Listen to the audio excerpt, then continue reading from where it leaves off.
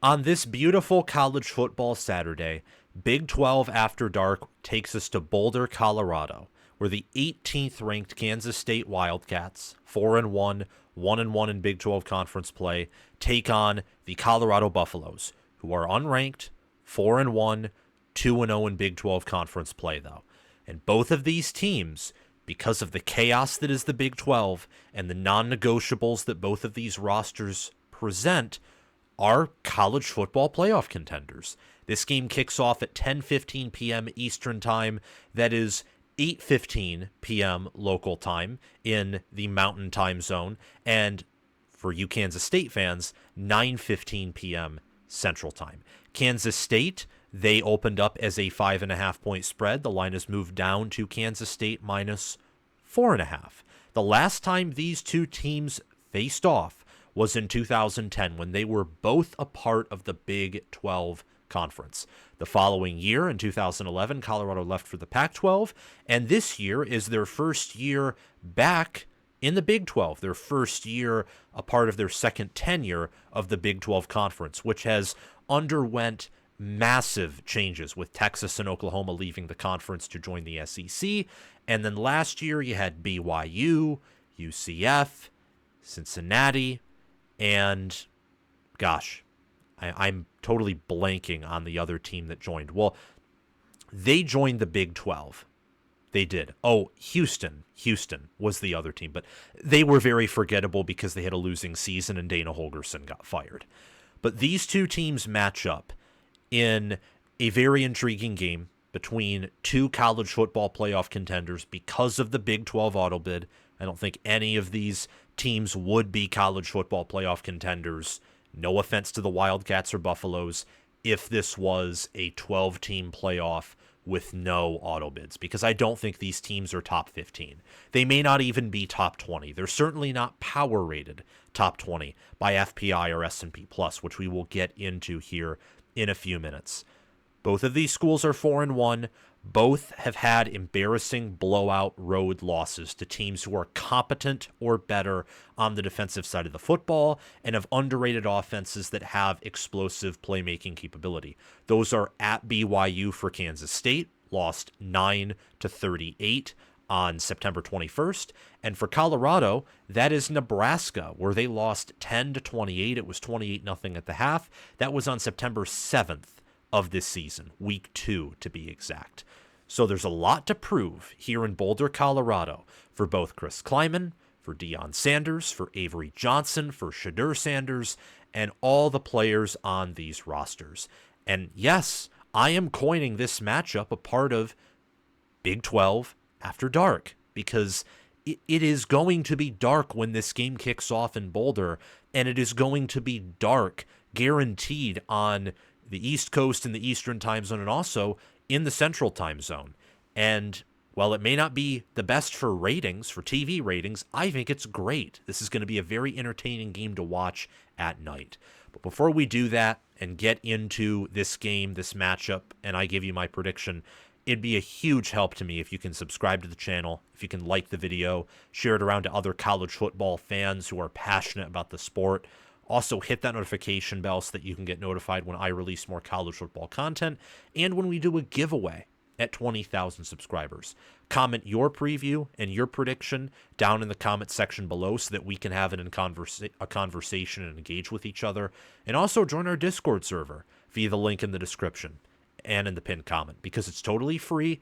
And while College Football with Sam is primarily focused on covering the Big Ten, we are the best Big Ten football channel on YouTube. We occasionally cover other matchups that, well, we find to be interesting. And I have a keen interest in the Big 12 this season, specifically because, well, my fan base wanted me to cover them more than any other Power 4 conference outside of the Big Ten.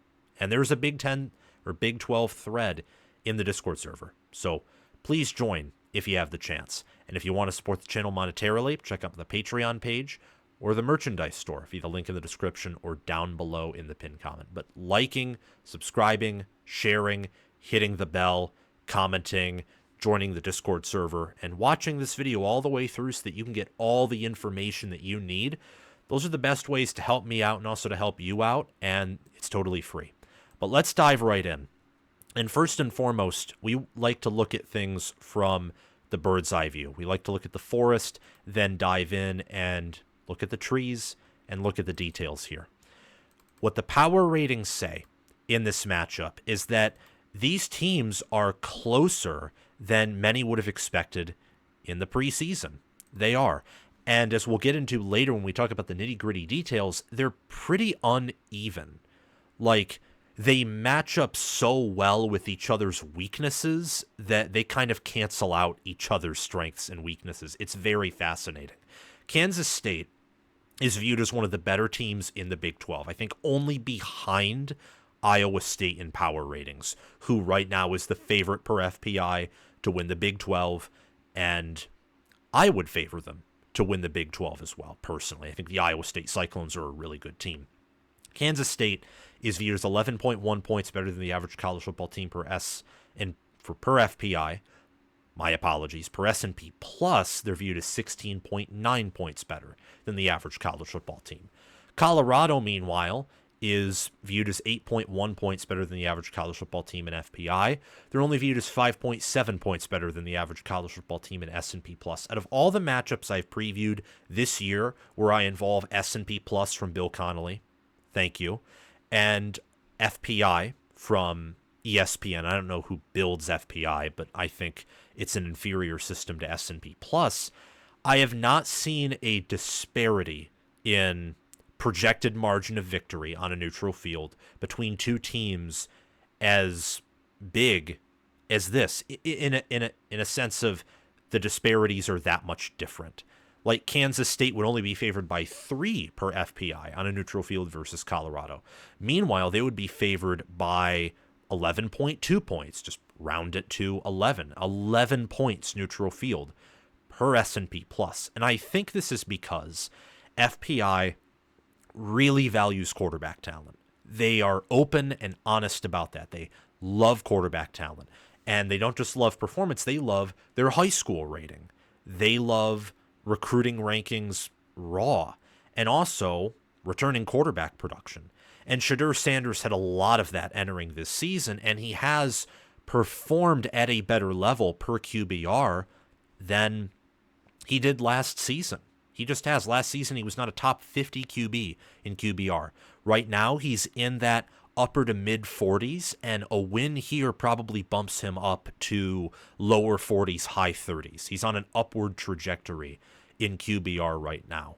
But that's why I think Colorado is higher in FPI than in S&P Plus, because of that really weighting toward the quarterback position that's higher than other positions. S&P Plus, meanwhile, is more so tempo adjusted, cares more about, from what I understand, the results of football games, and not just by points, but also yards and success rate. Like, how do you beat your opponent on a play-by-play basis, not just on a game basis. And Kansas State has done very well at all of those things outside of their game against BYU. They are a team that runs the football very well. They've had success against good teams like Tulane, who's top 25 in FPI, Oklahoma State, who at the time of Kansas State blowing them out looked like an impressive win, and they destroyed Arizona. And Arizona has only suffered one loss. No, actually 2. I forgot they lost to Texas Tech. Lost to Texas Tech, got blown out by Kansas State. The Big 12 is objectively the most chaotic league in the Power 4 right now, and I would say it's the most chaotic league in the FBS, where all of the Big 12's teams, except for a handful, are really within a touchdown or 10 points of each other. And once you factor in home field advantage, depending on the given Saturday, they can all be within a touchdown of each other, many within a field goal of each other. Kansas State, Colorado is an example of that in terms of football power index. I think that because of how Kansas State and Colorado have different styles, and Kansas State also, in their loss to BYU, outgained the Cougars in total yards, and BYU's win over Kansas State, just from a statistical standpoint, was more flukish than Nebraska's over Colorado. That's not to say which loss was worse.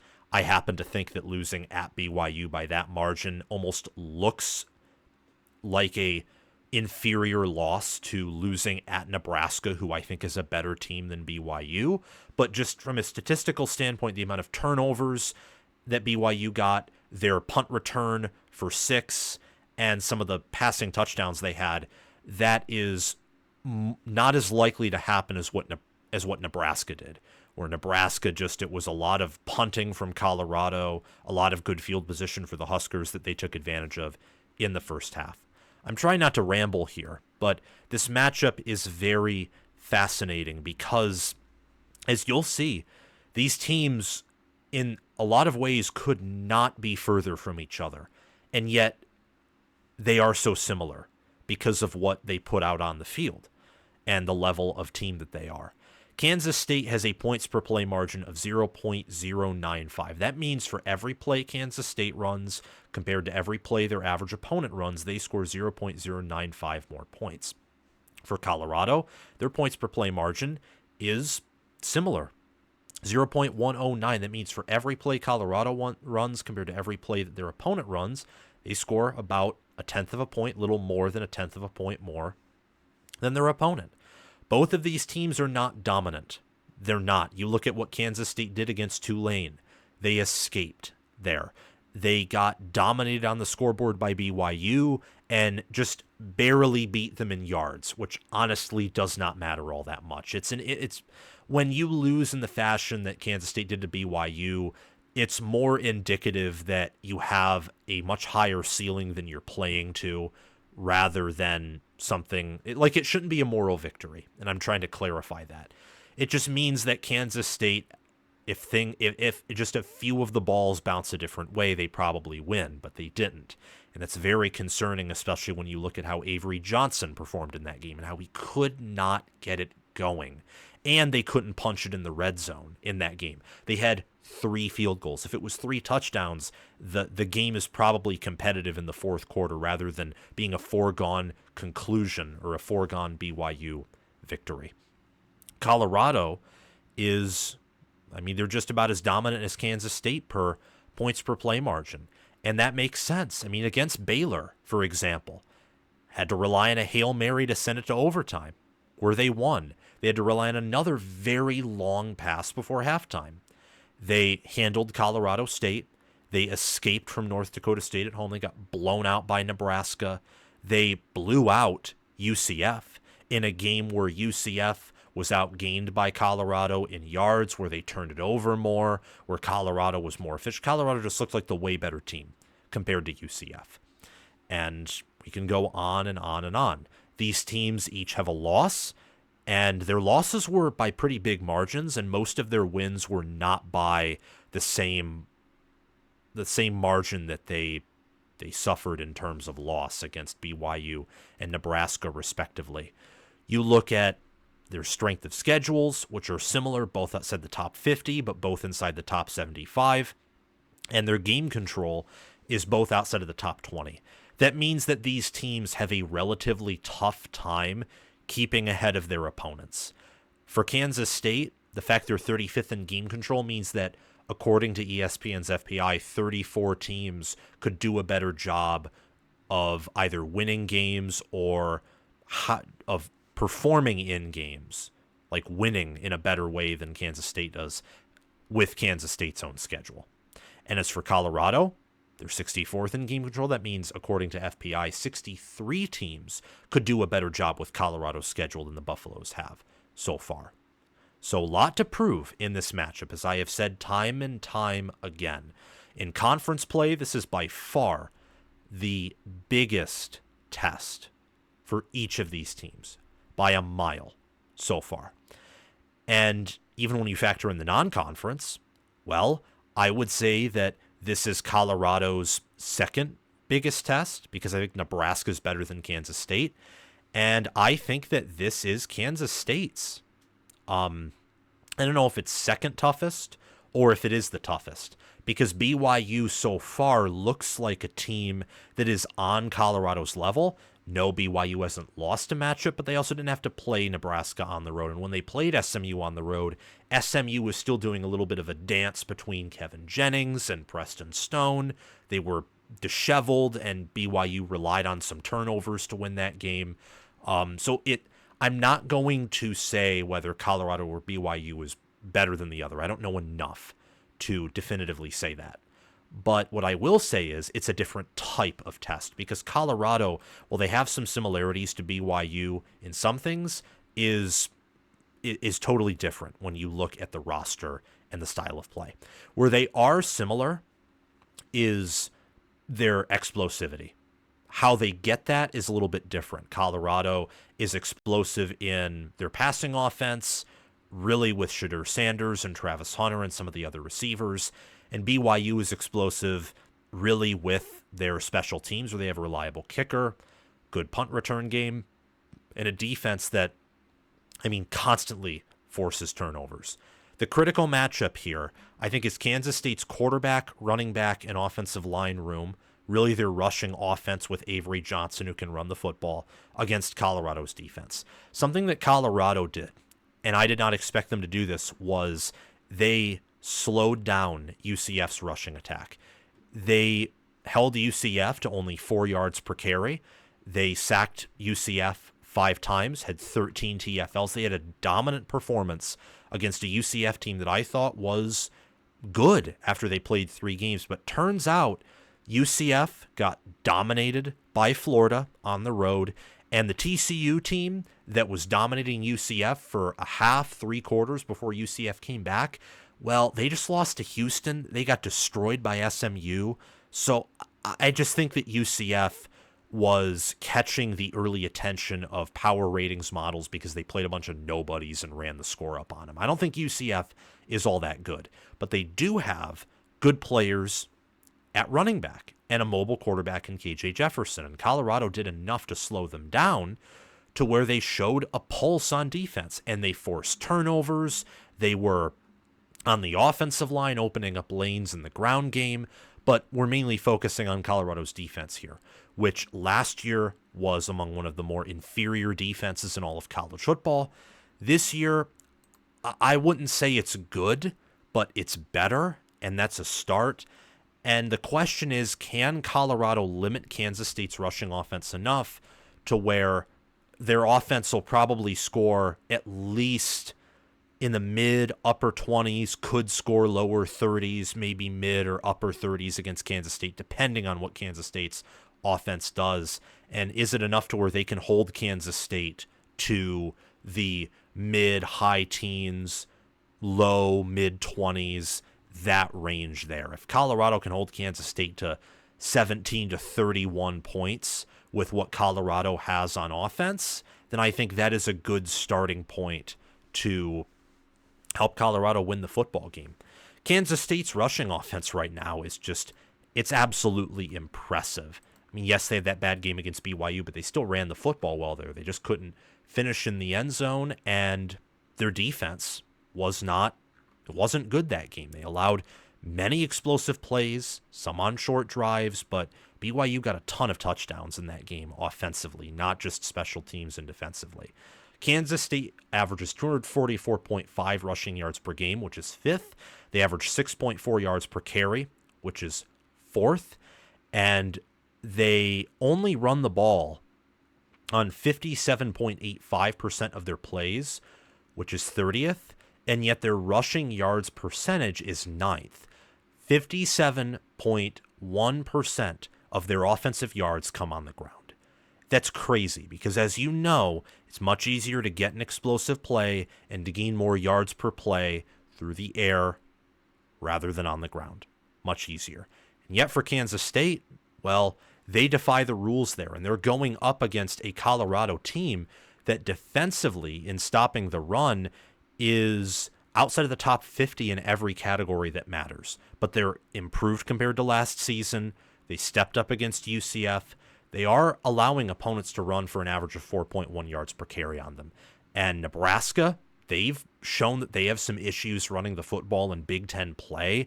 North Dakota State, Colorado State. You look at Baylor. You look at, UCF may be the best rushing offense they faced this season outside of maybe Nebraska. And teams have been able to run the football on Colorado. They're giving up 155.8 rushing yards per game on average and nearly 9 rushing first downs per game. So that's the critical matchup here, I believe. It's not Shedeur Sanders versus a Kansas State secondary that is not performing at a high level. It's not can Kansas State pass on Colorado's secondary. It's Kansas State's rushing offense against really Colorado's rushing defense and a little bit of their pass rush as well, as, again, they got 5 sacks against UCF. Because if Kansas can pass occasionally and be well protected and execute at a high level while doing so, because they're running the football well, running to open up the pass and able to control the game, then Kansas State gets to dictate the game, which means they get to take possessions out of Shedeur Sanders' hands, puts more pressure on him in the offense, and Kansas State is a team that is not as poorly coached as Baylor to the point where you can't rely on Hail Marys to beat them. Doesn't mean that Kansas State is not vulnerable in the passing offense. We'll get to that because they are. You look at these teams offensively, I would take Colorado in a heartbeat at quarterback and wide receiver here. Easily. I'd easily take them here. As for Kansas State, I would take them in a heartbeat on the offensive line. I would take them quickly at running back, even though I loved Allen Hayden, and I would take them at tight end too. These offenses are very, very different. Colorado's being an offense that wants to push the ball down the field, that wants to create big plays, exciting plays, highlight reel plays. They want to be able to score quickly. They want to get into the end zone. They want to make things into really 7-on-7. That's what I understand Colorado football being. They did run the ball well against UCF, but I want to see more than just one game to declare that they finally have a balanced offense. I mean, look, they're 4th nationally in completions per game with 28. They're 10th in pass attempts per game with 41.3 on average per game. And this only counts against FBS opponents. You look at North Dakota State, and these numbers are even wonkier if you factor that matchup in. Actually, that is their passing offense. Just wanted to make sure. You look at Colorado, their average passer rating per game is 145.8. That's 38th. They pass 61.9% of the time, which is 5th nationally, and they're 7th nationally in passing yards percentage. 77.5% of their total yards on the season are passing yards. That is nuts. It's probably closer to 80%, if not higher, if you include that North Dakota State game. That's insane. And they're top 20 in completion percentage and passing yards per game. Top 20. And they're 7.2 yards per pass attempt. They're 68th there. And they only average 10.6 yards per completion, which is 102nd. That's because they pass so much.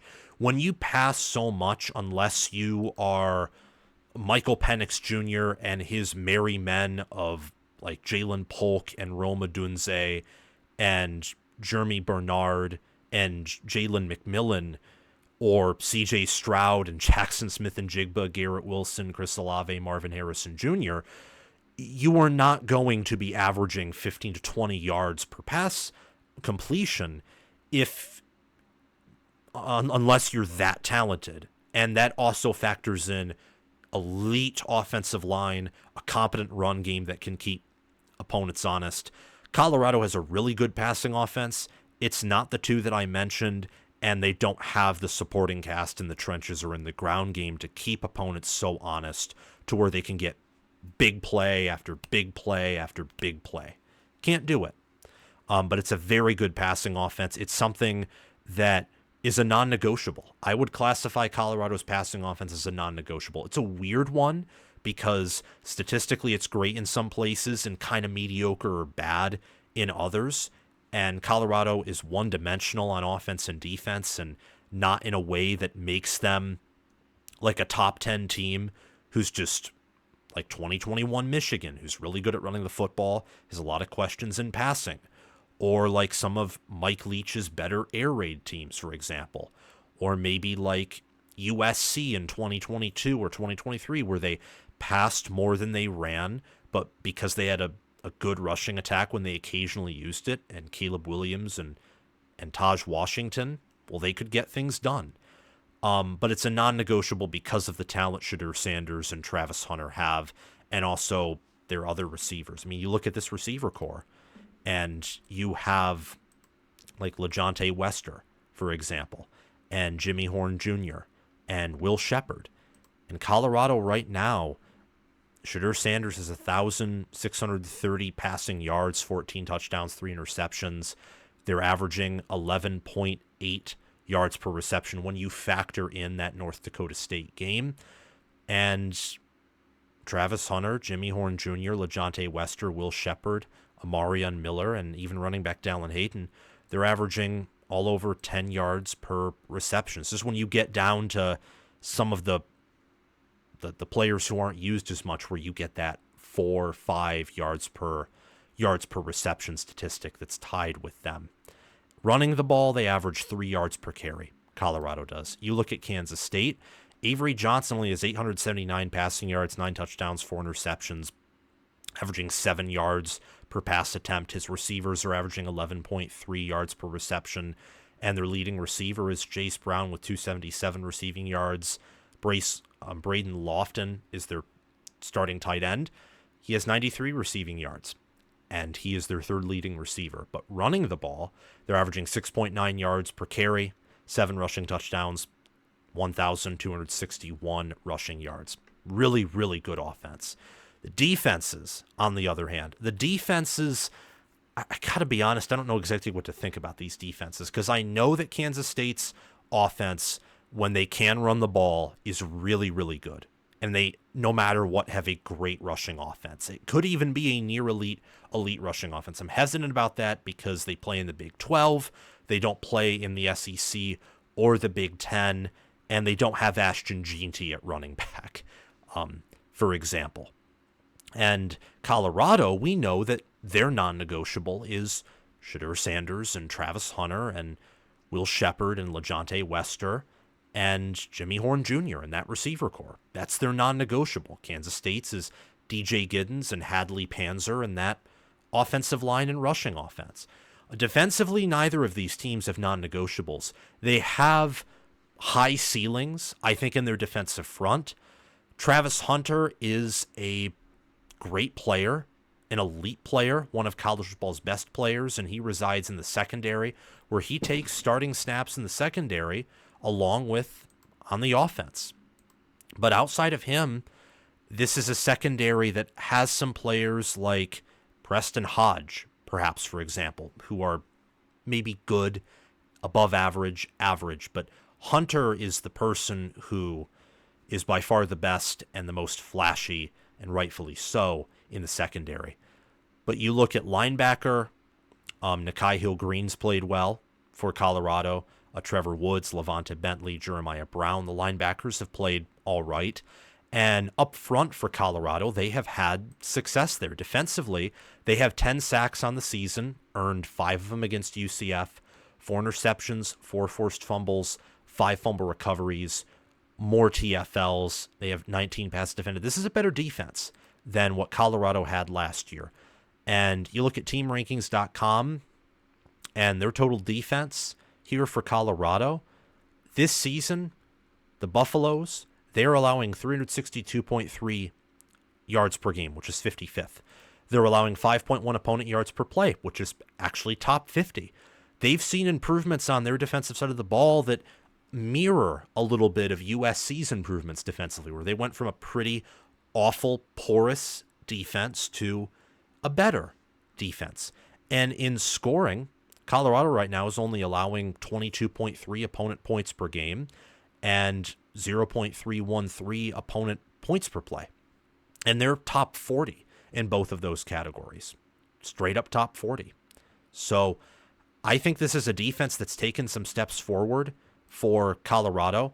I like them at defensive end over Kansas State, and also the secondary as a whole, where Kansas State's been rather disappointing.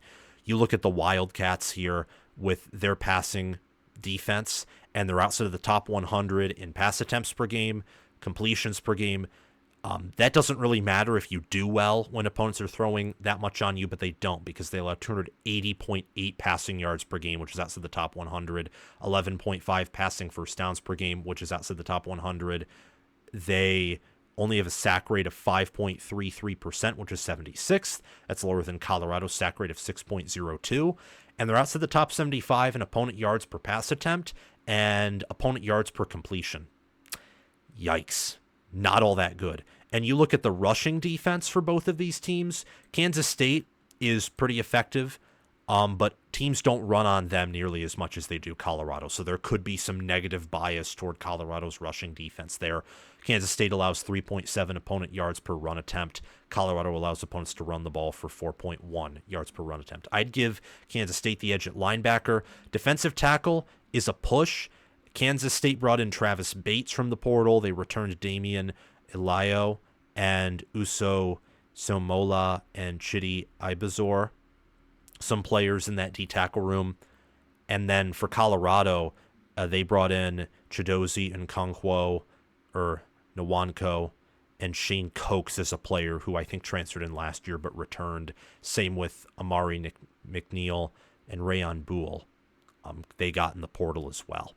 So this is an interesting matchup here with these two defenses against offenses that clearly have non-negotiables. Kansas State is trash at stopping the pass. Colorado has a high ceiling in the passing offense. But Colorado's very shaky at stopping the run. And Kansas State probably has the best rushing offense that they have faced all season long.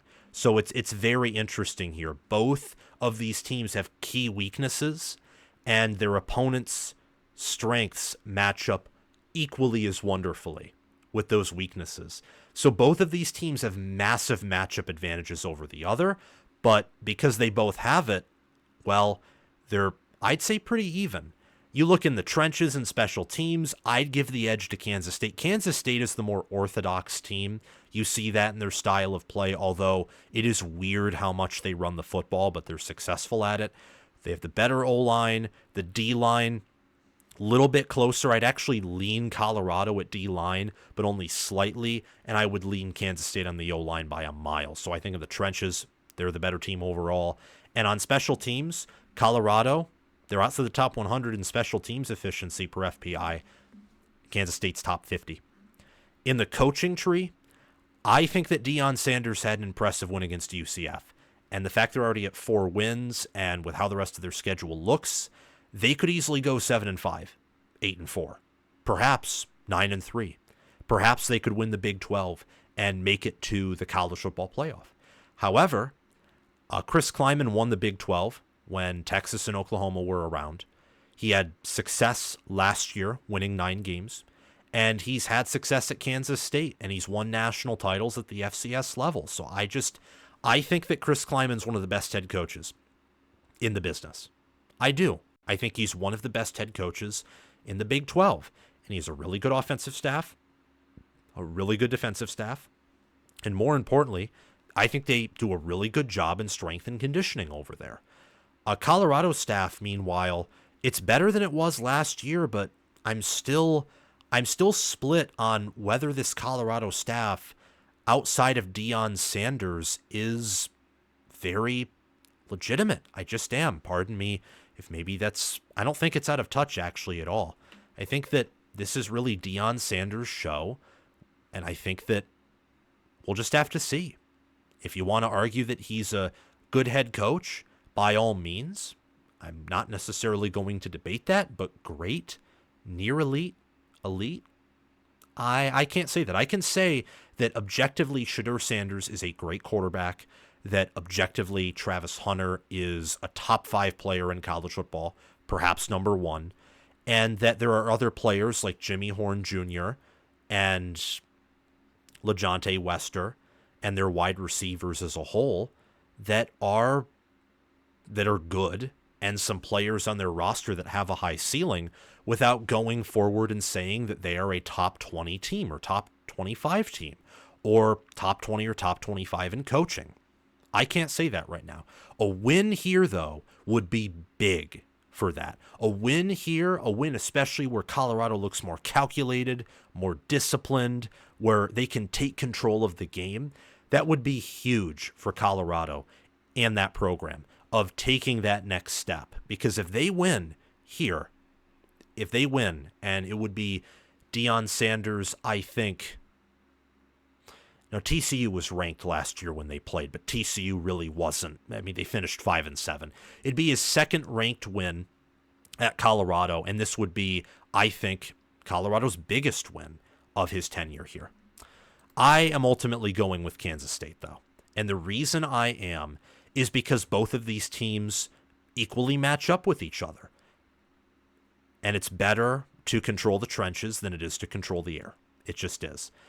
Plus, when you have matchups like this that cancel out, coaching staff is kind of where you defer to. So Colorado will be able to pass all they want on Kansas State. Kansas State will probably be able to run all they want on Colorado, though it is easier to endlessly pass and have success than endlessly run, unless your rushing offense just is that good. Because again, your upside in gaining yards per play through the air is much higher than on the ground. But nonetheless, Kansas State, because of how they run the ball and because of how Colorado has struggled to stop the run and Kansas State's good run defense, Kansas State will probably dictate the game. They'll dictate the possessions, they'll dictate the drives, they'll dictate the pace, they'll command the game. And Colorado will make it competitive because they have really good players, because they'll be able to score quickly, and because quarterback's a very important position, and Colorado is the much better quarterback than Kansas State does. It's not even close. Shedeur Sanders is better than Avery Johnson. But I think that Kansas State wins. I think they cover. I think it's going to be a 4-quarter game that comes down to the end. And whether that's Kansas State punching in it at the end, or they run out the clock on the final drive, or Colorado throws up a Hail Mary, but because Kansas State is better coached than Baylor, they deflect it, Kansas State will find a way to win by a touchdown. Thank you all so much for watching this video. Remember to like, subscribe, hit the notification bell, and comment your thoughts down below. Thanks to Crash2488, Brasco Rascal, and Honolulu OH for being Heisman members. Thanks to Chris Lane, Ismar, Tyler Nye, and Jolton Cush for being All-American members. And thanks to John Lynn, Roaming Gnome, Matthew Sale, Austin Christmas, Joshua Jorgensen, and Will Loftus for being all-conference members. Remember to join my Patreon page via the link in the description or down below in the pinned comment, along with my Discord server and merchandise store. Have a great day, everyone. Go Wildcats and go Buffaloes.